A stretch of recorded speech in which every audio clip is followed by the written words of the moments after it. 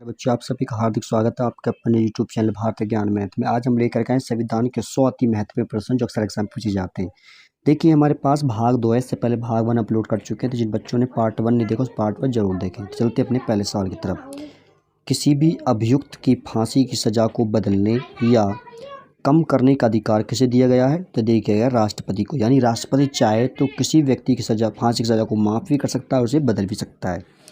संसद का अधिवेशन बुलाने का काम कौन करता है? तो ये करता है संसद का अधिवेशन बुलाने का काम राष्ट्रपति। अब चलते हैं अपने नेक्स्ट क्वेश्चन की तरफ। कौन भारत के राष्ट्रपति के चुनाव में भाग नहीं लेता? तो देखिए, विधान परिषद के जो सदस्य होते हैं वो राष्ट्रपति के चुनाव में भाग नहीं ले सकते। भारत के राष्ट्रपति पर महाभियोग लगाने का अधिकार किसको है? तो यह संसद के दोनों सदनों को। भारत के राष्ट्रपति को उसके पद से किसके द्वारा हटाया जा सकता है? तो देखिए, हटाया जा सकता है संसद द्वारा। राष्ट्रपति पर महाभियोग की प्रक्रिया किस देश के संविधान से ली गई है? तो ये ली गई है अमेरिका के संविधान से। भारत में कार्यपालिका का अध्यक्ष कौन होता है? तो देखिए, होता है राष्ट्रपति। भारतीय संविधान के अनुसार देश का प्रथम नागरिक कौन होता है? तो प्रथम नागरिक होता है राष्ट्रपति। लोकसभा व राज्यसभा की संयुक्त बैठक कब होती है? देखिए, लोकसभा और राज्यसभा की जब मतभेद होने पर, जब दोनों में क्या हो जाता है, मतभेद होता है, तब दोनों की संयुक्त बैठक हो सकती है। संसद के संयुक्त बैठक को कौन संबोधित करता है? तो देखिए, संसद की संयुक्त बैठक को करता है राष्ट्रपति। नागरिकों के मूलभूत कर्तव्यों की सिफारिश किस समिति ने की थी? तो ये की थी स्वर्ण सिंह समिति ने। मूल कर्तव्यों को किस संविधान संशोधन द्वारा निर्धारित किया गया है? तो 42वें संविधान संशोधन द्वारा मूल कर्तव्यों को निर्धारित किया गया है।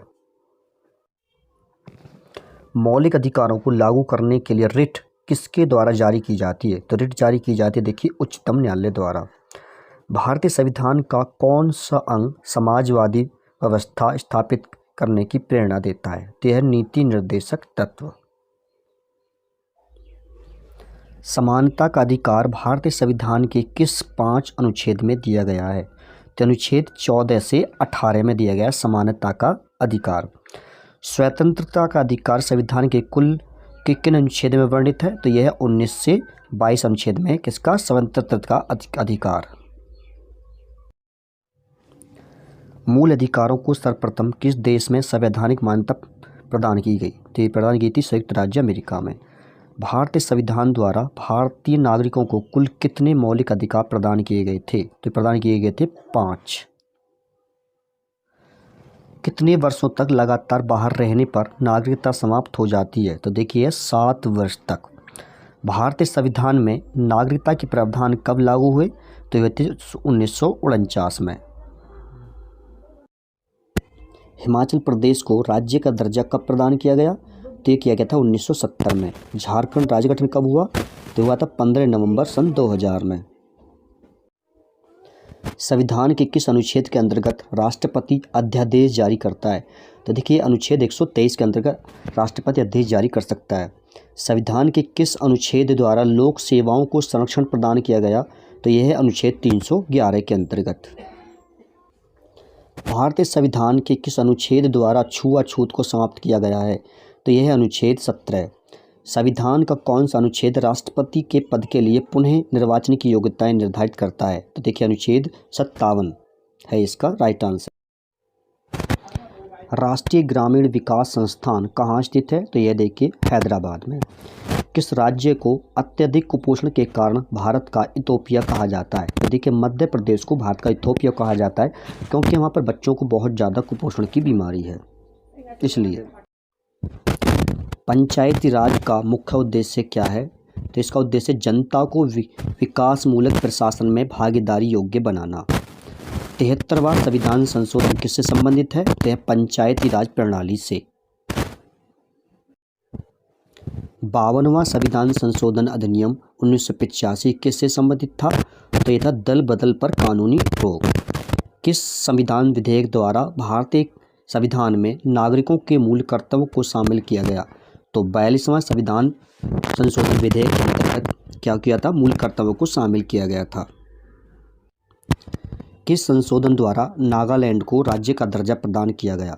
तो 13वां संशोधन द्वारा नागालैंड को राज्य का दर्जा प्रदान किया गया। संविधान की 8वीं अनुसूची में सिंधी भाषा को किस संवैधानिक संशोधन द्वारा शामिल किया गया है? तो यह है 21वां संविधान संशोधन। संविधान संशोधन के लिए विधेयक सर्वप्रथम कहाँ प्रस्तुत किया जाता है? तो ये किया जाता है प्यारे बच्चों संसद में। संविधान संशोधन कितने प्रकार से किया जा सकता है? तो ये 3 प्रकार से संविधान संशोधन किया जा सकता है। कौन सा संविधान अधिनियम मिनी संविधान माना जाता है? तो यह है 42वां संविधान संशोधन अधिनियम 1976। इसको क्या जाता है? मिनी संविधान यानी कि छोटा संविधान माना जाता है। किस संविधान संशोधन अधिनियम द्वारा लोकसभा के कार्यकाल को 6 वर्ष से घटाकर 5 वर्ष कर दिया गया? तो ये था 44वां संविधान संशोधन। इसमें क्या हुआ कि लोकसभा के कार्यकाल को 6 वर्ष से घटाकर 5। भारतीय संविधान के किस भाग में नगर पालिकाओं से संबंधित प्रावधान है? तो यह भाग 9 क। पंचायती राज प्रणाली किस पर आधारित है? तो यह सत्ता के विकेंद्रीकरण पर। भारत में किस तरह की अर्थव्यवस्था है? तो भारत में देखिए मिश्रित अर्थव्यवस्था। आर्थिक विकास के दृष्टिकोण से भारत की गिनती किन में होती है? तो ये होती है विकासशील राष्ट्र के रूप में होती है भारत की गिनती। भारत की राष्ट्रीय आय का मुख्य स्रोत क्या है? तो देखिए यह है सेवा क्षेत्र।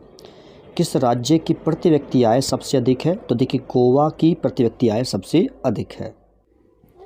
किस अनुच्छेद के अंतर्गत भारत के राष्ट्रपति पर महाभियोग चलाया जा सकता है? तो यह अनुच्छेद 61 के आधार पर देखिए जो राष्ट्रपति होता है उस पर महाभियोग चलाया जा सकता है।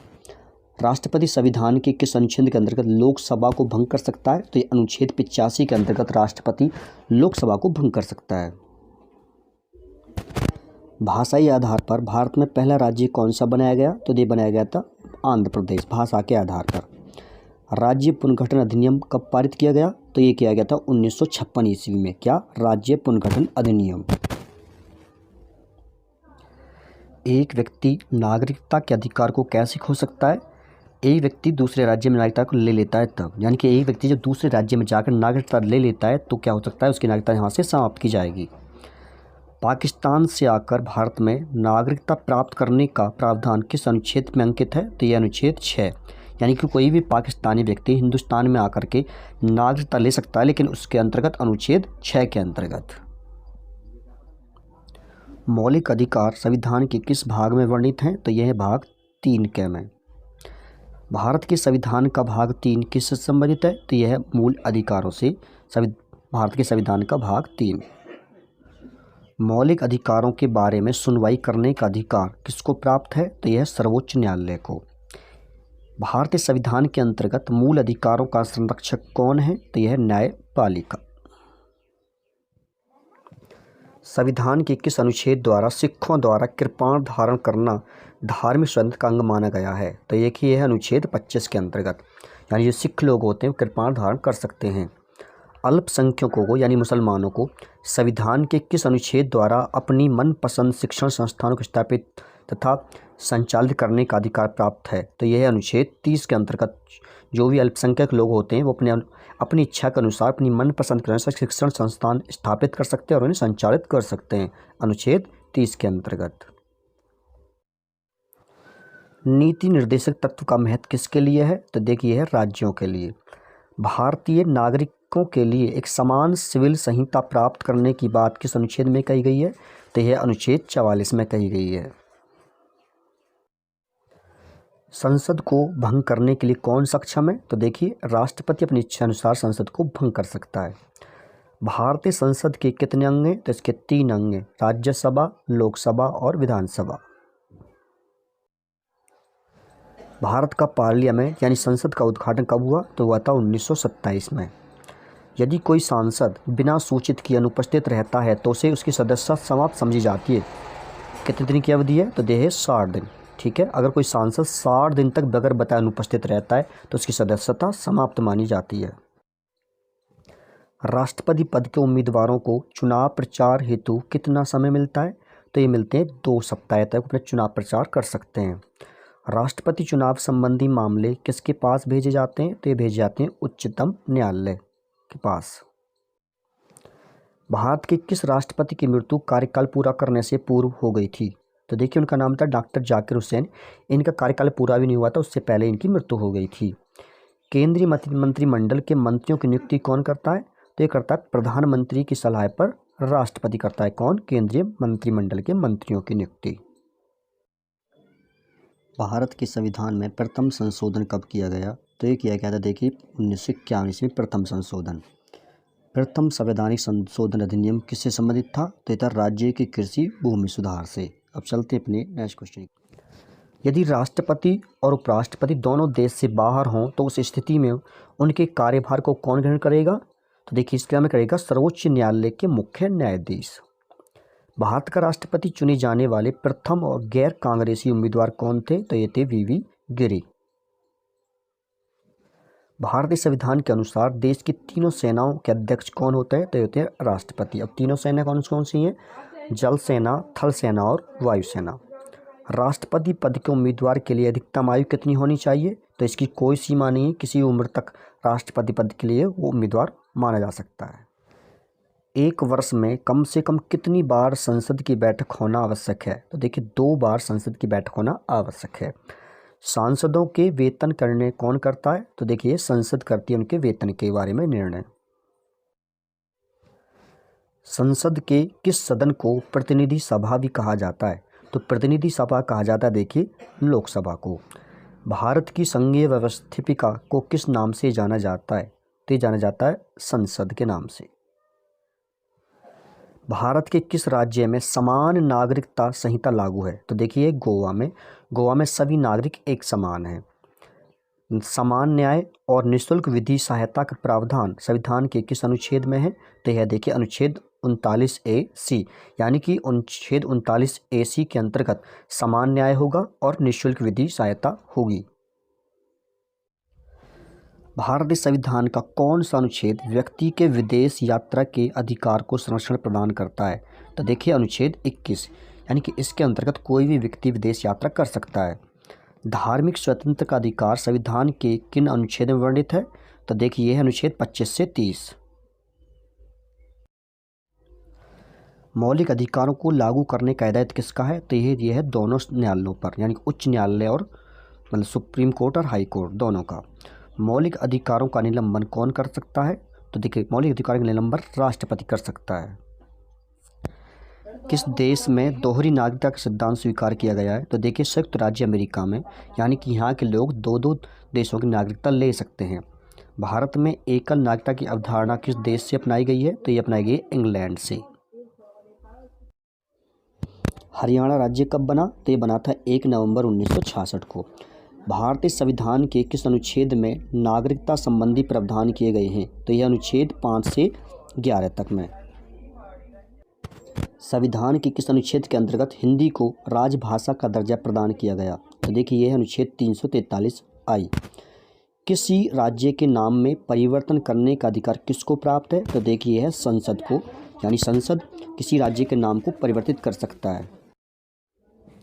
मौलिक अधिकारों के अंतर्गत कौन सा अनुच्छेद बच्चों के शोषण से संबंधित है? तो देखिए अनुच्छेद 24। इसके अंतर्गत अगर बच्चा कोई मतलब किसी का शोषण किया जा रहा है तो इसके अनुसार उस पर कार्रवाई की जाती है। किसके द्वारा? अनुच्छेद 24 के अंतर्गत। भारतीय संविधान के किस अनुच्छेद में मौलिक कर्तव्यों की चर्चा की गई है? तो देखिए अनुच्छेद 51A में मौलिक कर्तव्यों की चर्चा की गई है।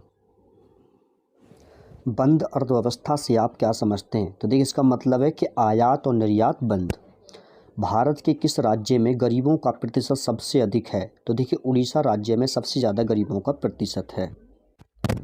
भारत में पंचायती राज अधिनियम कब लागू हुआ? ये हुआ था 24 अप्रैल 1993 को। अशोक मेहता समिति किससे संबंधित थी? तो ये थी पंचायती राज से।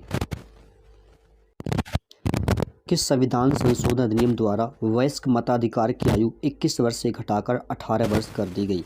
तो ये था 61वां संविधान संशोधन। भारतीय संविधान के किस भाग में पंचायती राज से संबंधित प्रावधान है?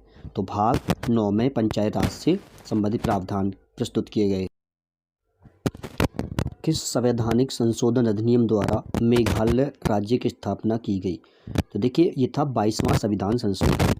सिक्किम को पूर्ण राज्य का दर्जा किस संविधान संशोधन अधिनियम द्वारा दिया गया? तो ये था 36वां संविधान संशोधन द्वारा, ठीक है, जिससे सिक्किम को पूर्ण राज्य का दर्जा प्राप्त हुआ। संविधान के किस भाग एवं अनुच्छेद में संविधान संशोधन प्रक्रिया का उल्लेख है? तो देखिए 20 भाग और अनुच्छेद 368 में इसका उल्लेख है। भारतीय संविधान में संशोधन किस धारा के अनुसार होता है? तो ये होता है धारा 368 के अनुसार संविधान में संशोधन।